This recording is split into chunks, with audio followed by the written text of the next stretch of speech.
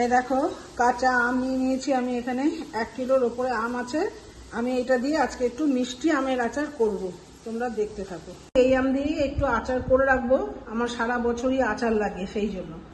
এখানে আমি ইনগ্রিডিয়েন্টসগুলো নিয়েছি: তেল, নুন, হলুদ, তারপর নিয়েছি একটু মৌরি, জিরে, 5 ফোড়ন, মেথি, একটু চিলি ফ্লেক্স, আর নিচ্ছি একটু ভিনেগার, তার সঙ্গে লঙ্কা ভিজিয়ে রেখেছি, শুকনো লঙ্কা, আর একটু কয়েকটা শুকনো লঙ্কা দেখতেই পাচ্ছ প্রত্যেকটা বাটিতে একটা করে রয়েছে। এইগুলো আমি একটু ভেজে নিয়ে টেলে নিয়ে আমি গুঁড়ো করে নেবো।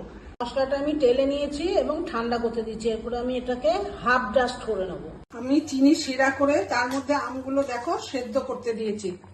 আমি কিন্তু এতে তেল খুব কম দেবো, শুধু একটু ফোড়নের জন্য তেল দেবো আমি।